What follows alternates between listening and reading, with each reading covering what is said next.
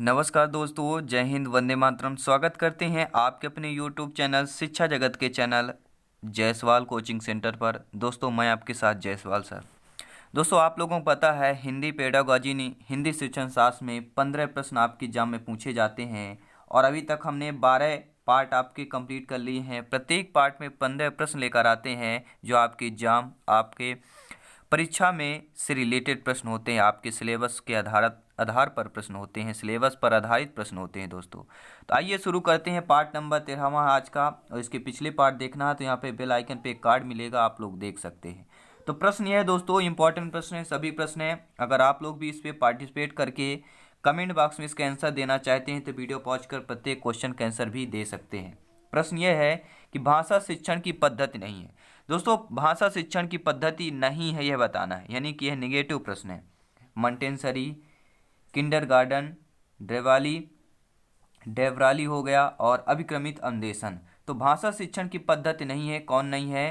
तो आपकी देखिए मॉन्टेसरी पद्धति है, किंडरगार्टन है और डेवरावली आपकी भाषा शिक्षण की पद्धति है। लेकिन अभिक्रमित अन्वेषण आपकी पद्धति नहीं है। According to question right option number D हो जाएगा। नेक्स्ट क्वेश्चन देख लेते हैं दोस्तों। अगला प्रश्न स्क्रीन पर पूछा जा रहा है। प्रश्न यह है कि बालक की प्रारंभिक शिक्षा उसकी मातृभाषा में दी जानी, यह मानना है।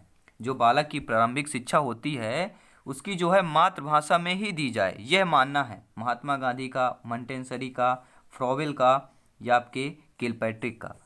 तो बालक की प्रारंभिक शिक्षा उसकी मातृभाषा में दी जाए, यह मानना आपके महात्मा गांधी का, जो राष्ट्रपिता के नाम से भी जाने जाते हैं। अगला प्रश्न है दोस्तों। प्रश्न पूछा जा रहा है आप लोगों से, हिंदी शिक्षण शास्त्र यानी पेडागॉजी का सबसे बेस्ट कंसेप्ट दोस्तों लेकर आए हैं। वीडियो इन तक देखिए, सभी प्रश्न अटेंड करके जाइए और बेहतर प्रिपरेशन कीजिए और एक सरकारी सीट के लिए अपना मार्गदर्शन 100% तय रखिए दोस्तों। प्रश्न यह है कि व्याकरण शिक्षण के लिए उपयुक्त नहीं है। जो व्याकरण शिक्षण होता है उसके लिए उपयुक्त नहीं है। निगमन प्रणाली, आगमन प्रणाली, अव्याकृति प्रणाली और या कक्षा विनय, ठीक है, कक्षा विनय प्रणाली। तो व्याकरण शिक्षण के लिए जो उपयुक्त नहीं है वह है दोस्तों आपका कक्षा अभिनय प्रणाली। कक्षा अभिनय प्रणाली जो होता है ये व्याकरण शिक्षण के लिए उपयुक्त नहीं होता है, बल्कि निगमन प्रणाली, आगमन और अव्याकृत प्रणाली, ये तीनों जो है व्याकरण शिक्षण के लिए उपयुक्त होती हैं, लेकिन कक्षा अभिनय प्रणाली उपयुक्त नहीं होती है।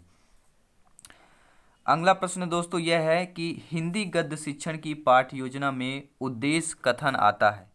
हिंदी गद्य शिक्षण की पाठ्य योजना में उद्देश्य कथन आता है। प्रस्तावना प्रश्न के पश्चात आता है, पूर्व ज्ञान पर आता है, आदर्श वाचन के पश्चात आता है या मौन वाचन के पहले आता है। तो हिंदी गद्य शिक्षण की पाठ्य योजना में जो उद्देश्य कथन आता है वह प्रस्तावना प्रश्न के पश्चात आता है। क्या है? प्रस्तावना प्रश्न के पश्चात आता है। अगला प्रश्न देख लेते हैं, स्क्रीन पर दिया है कि शब्द का अर्थ स्पष्ट करने हेतु कौन सा तरीका सर्वाधिक उपयुक्त होता है। दोस्तों सभी शिक्षक बंधु, सभी मेरे प्यारे भाइयों बहनों, गृहिणियों, सभी शिक्षक बंधुओं का एक बार तहे दिल से स्वागत, अभिनंदन है आपके अपने YouTube channel Jaiswal coaching centre पर। दोस्तों वीडियो को लाइक दिल से कीजिए, शेयर भी कर सकते हैं। प्रश्न यह है दोस्तों कि शब्द का अर्थ स्पष्ट करने हेतु, जो शब्द है उनका अर्थ स्पष्ट करने हेतु कौन सा तरीका जो है सर्वाधिक उपयुक्त माना जाता है। व्याख्यान, वाक्य प्रयोग, भ्रमण, चित्र निर्माण। तो कौन सा तरीका सर्वाधिक माना जाता है? वाक्य प्रयोग। शब्द का अर्थ स्पष्ट करने हेतु जो है वाक्य प्रयोग का तरीका सर्वाधिक उपयुक्त माना जाता है। अगला प्रश्न है, बहुत ही इंपॉर्टेंट प्रश्न है दोस्तों, कि वाचन के समय पुस्तक की आंखों की दूरी होनी चाहिए। वाचन करते समय जो पुस्तक की आंखों से दूरी कितनी होनी चाहिए? 10 इंच, 9 इंच, 11 इंच, 12 इंच। कितने इंच होनी चाहिए? तो 12 इंच होनी चाहिए। बहुत ही अच्छा, सही है आंसर और बहुत बार एग्जाम में पूछा गया है दोस्तों, इसलिए हम इस क्वेश्चन को लाए हैं। और वाचन के समय पुस्तक की आंखों की दूरी 12 इंच होनी चाहिए। सभी लोग नोट कर लेंगे और टेलीग्राम में ज़रूर ज्वाइन करें, आपको फ्री मटेरियल नोट्स भी आपको मिलते रही है दोस्तों, क्योंकि हम राष्ट्रीय हित में शिक्षा की बात करते हैं। शिक्षा में, क्योंकि शिक्षा में हम नाप तोल नहीं करते दोस्तों। जी हाँ, प्रश्न है, किस दृश्य उपकरण में पारदर्शी यानी कि ट्रांसपेरेंसी का प्रयोग होता है? किस दृश्य उपकरण में, ऐसा कौन सा दृश्य उपकरण है जिसमें आपके पारदर्शी यानी कि ट्रांसपेरेंसी का प्रयोग होता है? स्लाइड प्रक्षेपक या प्रोजेक्टर में, ओवरहैंड प्रक्षेपक प्रोजेक्टर में, या आपके अपारदर्शी प्रक्षेपक ओपेक प्रोजेक्टर, या एपिडायस्कोप होता है, या आपके फिल्म स्ट्रिप में होता है। तो दृश्य उपकरण में पारदर्शी यानी कि ट्रांसपेरेंसी का प्रयोग होता है, वह दृश्य उपकरण है आपका ओवरहैंड प्रक्षेपक। जी हाँ, ओवरहैंड प्रक्षेपक यानी प्रोजेक्टर में दृश्य उपकरण में पारदर्शी यानी कि ट्रांसपेरेंसी का प्रयोग होता है। अगला प्रश्न यहाँ पे देख रहे हैं। प्रश्न यह है कि मौन पठन के विषय में धारणा है। अगर मौन पठन की बात की जाए तो मौन पठन के विषय में क्या धारणा है? एकाग्रचित होकर पढ़ने का अभ्यास होता है, इसमें पठन की गति धीमी हो जाती है, पढ़ने की गति धीमी, ध्वनि ओंठों से निकलती है, या इसे आदर्श वाचन के तुरंत बाद किया जाता है। तो मौन पठन के विषय में धारणा क्या है? ये धारणा कि एकाग्रचित होकर पढ़ने का अभ्यास होता है। पहला ऑप्शन सही हो जाएगा। अगला प्रश्न आइए देख रहे हैं। प्रश्न है, बहुत ही इंपॉर्टेंट प्रश्न है, सभी प्यारे शिक्षक बंधु एक बार वीडियो को दिल से लाइक कर देंगे। प्रश्न है दोस्तों कि प्रभाव के नियम के अनुसार जो है उद्दीपक एवं अनुक्रिया का सहयोग होता है। प्रभाव के नियम के अनुसार, किस नियम के अनुसार दोस्तों? प्रभाव के नियम के अनुसार जो है उद्दीपक एवं अनुक्रिया का सहयोग होता है। सुखद, दुखद, एक फर्स्ट सेकंड दोनों, या उदासीन। उदासीन मतलब कोई नहीं। तो प्रभाव के नियम के अनुसार उद्दीपक एवं अनुक्रिया को जो सहयोग होता है सुखद भी होता है, दुखद भी होता है। तो तीसरा हो जाएगा, एक और दो दोनों सही हो जाएंगे। अगला प्रश्न है दोस्तों, प्रश्न है आपका हिंदी शिक्षण शास्त्र का कि भाषा शिक्षण के सिद्धांतों के प्रस्तुतिकरण का संबंध जो है प्रमुख रूप से होता है। भाषा शिक्षण के सिद्धांतों के प्रस्तुतिकरण का संबंध प्रमुख रूप से होता है छात्र से, शिक्षक से, कक्षा के वातावरण से, या गतिविधियों से। तो राइट आंसर क्या हो जाएगा? भाषा शिक्षण के सिद्धांतों के प्रस्तुतिकरण का संबंध जो प्रमुख रूप से शिक्षक से होता है, यानी कि बी ऑप्शन यहाँ पर सही हो जाएगा। अगला प्रश्न आइए देख ले रहे हैं स्क्रीन पर। यह प्रश्न है दोस्तों कि भाषा शिक्षण के चुनाव की जाने वाली शिक्षण विधि किस पर आधारित होनी चाहिए?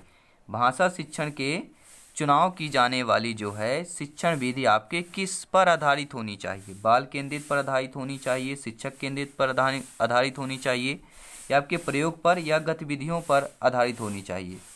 तो राइट आंसर क्या होगा दोस्तों? भाषा शिक्षण के चुनाव की जाने वाली शिक्षण विधि जो है किस पर आधारित होनी चाहिए?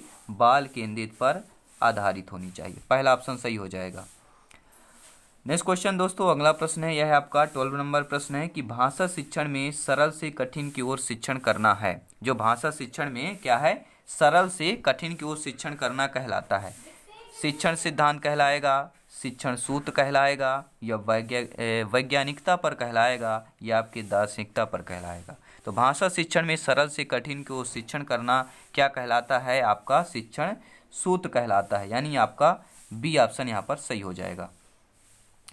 नेक्स्ट क्वेश्चन आइए देख ले रहे हैं। अगला प्रश्न है कि शिक्षक द्वारा समान रूप से बालक में किस भाषा कौशल का विकास किया जाता है? शिक्षक द्वारा समान रूप से बालक में किस भाषा कौशल का विकास किया जाता है? श्रवण का, वाचन का, पठन का, लेखन का? तो शिक्षक द्वारा समान रूप से बालक में जो है दोस्तों श्रवण भाषा कौशल का विकास किया जाता है। शिक्षक द्वारा समान रूप से किस भाषा का? श्रवण भाषा कौशल का विकास किया जाता है शिक्षक द्वारा समान रूप से। नेक्स्ट क्वेश्चन है दोस्तों, अगला प्रश्न है कि श्रवण कौशल को छात्रों द्वारा अधिगम उपकरण के रूप में प्रयोग किया जाता है। यानी जो श्रवण कौशल को छात्रों द्वारा क्या है दोस्तों? श्रवण कौशल को छात्रों द्वारा, बालकों द्वारा, शिक्षार्थियों द्वारा अधिगम उपकरण के रूप में प्रयोग किया जाता है। किस पर प्रयोग किया जाता है? कहानी, कविता एवं निबंध शिक्षण संबंधी नियमों को सुनकर किया जाता है, एक दूसरे को सुनाकर किया जाता है, या एक दूसरे को बोलकर किया जाता है, या एक व दो दोनों? तो राइट आंसर क्या हो जाएगा दोस्तों? श्रवण कौशल को छात्रों द्वारा अधिगम उपकरण के रूप में जो है कहानी, कविता एवं निबंध शिक्षण संबंधी नियमों को सुनाकर किया जाता है, और एक दूसरे को सुनाकर किया जाता है। यानी कि एक और दोनों, फर्स्ट और सेकंड आपके दोनों सही हो जाएंगे। तो फोर्थ ऑप्शन आपका सही हो जाएगा।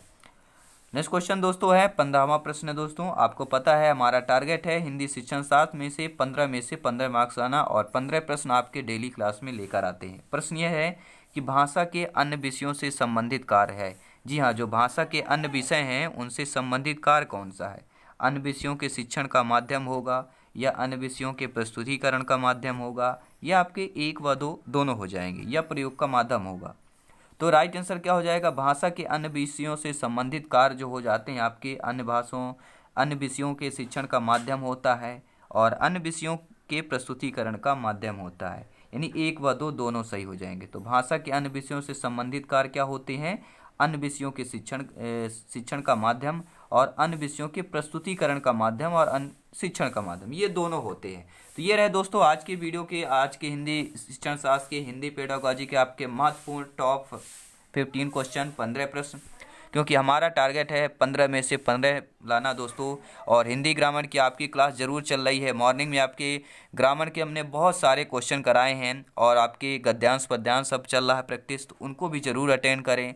बाल विकास की क्लासेस चल रही, उनको अटेंड करें। संस्कृत की जल्द से जल्द लाएंगे, और ऑलरेडी आपको पहले से बहुत सारे वीडियोज आपको मिल जाएंगे जो एग्ज़ाम में आपके सिलेक्शन के लिए, अध्यापक के लिए सिलेक्शन तो तय है दोस्तों, क्योंकि आप लोग मेहनत कर रहे हैं। लेकिन हम यहाँ पे कोशिश कर रहे हैं टॉप रैंक के लिए। जी हाँ दोस्तों, आप लोग टॉप रैंक हासिल करें, और इस शिक्षा जगत के चैनल को, यानी जायसवाल कोचिंग सेंटर का नाम रोशन करें। जी हाँ, अपने परिवार का और इस शिक्षा जगत के परिवार का यूट्यूब चैनल, आपके अपने YouTube channel Jaiswal coaching centre का भी नाम गर्व से ऊंचा हो सके। तो सभी मित्रों को जय हिंद, वंदे मातरम। हंसते रहिए, मुस्कुराते रहिए, और उम्मीद यही है दोस्तों स्वस्थ रहें, और आपके परिवार भी स्वस्थ रहे। और दोस्तों मैं अपनी मोटिवेट स्वयं होता हूं, और अपने जुड़े हुए दोस्तों को भी मोटिवेट करने की कोशिश करता हूं कि हर सपने को अपने सांसों में रखो, हर मंजिल को अपनी बाहों में रखो, हर जीत आपकी है, बस अपने लक्ष्य को अपनी निगाहों में रखो। धन्यवाद साथियों।